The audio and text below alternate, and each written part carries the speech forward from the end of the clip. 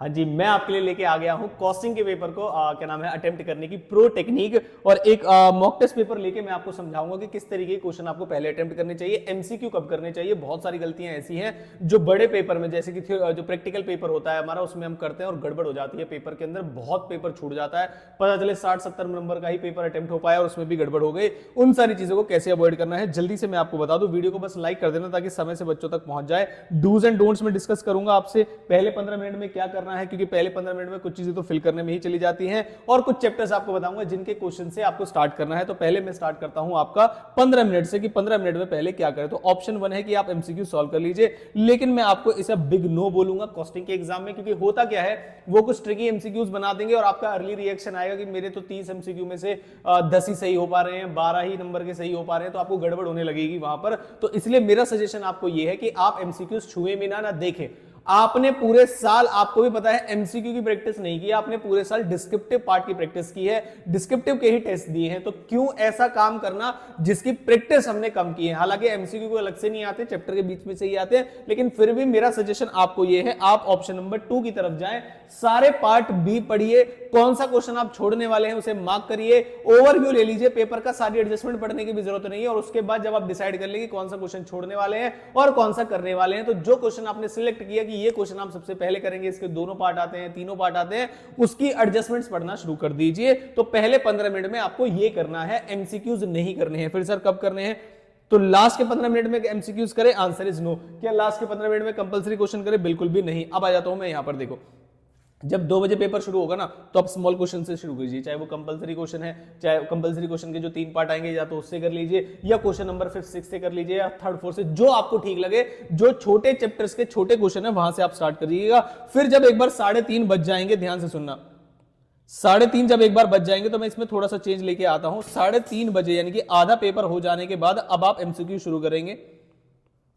आधे पेपर जब 1.5 घंटा हो जाएगा तो आपके पास काफी ज्यादा क्वेश्चंस ऐसे होंगे जो आपको शॉर्ट शॉर्ट आते थे और आपने कर लिए होंगे। फिर आप एमसीक्यू शुरू करना, और मैक्सिमम टाइम जो आप देंगे वो 4 बजे तक देंगे, और जो लास्ट का 1 आवर आपका बच जाएगा उसमें आपके जो भी रिमेनिंग बड़े क्वेश्चन हो या कोई भी क्वेश्चन रह गया हो, लास्ट 1 आवर में वो करेंगे। इस तरीके से आप अपने पेपर में मैक्सिमम वो वाला पार्ट कर पाएंगे जिसमें आपको शॉर्ट शॉर्ट है। जैसे कि इसमें स्मॉल क्वेश्चंस में आपको काफी सारे क्वेश्चन आते होंगे, वो कर लेंगे आप एमसीक्यूज में अच्छा खासा टाइम लगाने के बाद आप। और एमसीक्यूज की खास बात क्या है, या तो आ रहा है या नहीं आ रहा है, आप आगे बढ़ सकते हैं, उसमें कोई दिक्कत वाली बातें नहीं है। फिर एक सवाल आता है, सर कैलकुलेशन दिखानी होती है कि एमसीक्यूज की? Answer is no. पीछे जाके सबसे लास्ट वाले पेज पे सारी कैलकुलेशन कर लीजिए, कोई दिक्कत वाली बात नहीं है। अब कुछ चैप्टर्स के क्वेश्चन आपको पहले उठाने, क्योंकि वो जनरली बड़े नहीं बनाए जाते, जैसे material, marginal labour, reconciliation, job and batch, कुछ ऐसे चैप्टर है जिनके क्वेश्चन बहुत ज्यादा बड़े नहीं बनाए जाते। अब मैं एक मॉक टेस्ट पेपर से आपको दिखाता हूं कि आपको कैसे पेपर में क्वेश्चन को अटे। जैसे अब आप मान लो ये स्टैंडर्ड कॉस्टिंग का क्वेश्चन आ गया, और स्टैंडर्ड कॉस्टिंग के पहले कंपलसरी वाले पार्ट में क्वेश्चन आने के चांसेस रहते हैं स्टैंडर्ड कॉस्टिंग में से, तो ध्यान रखिएगा, आप अच्छे से करके जाएंगे इसको।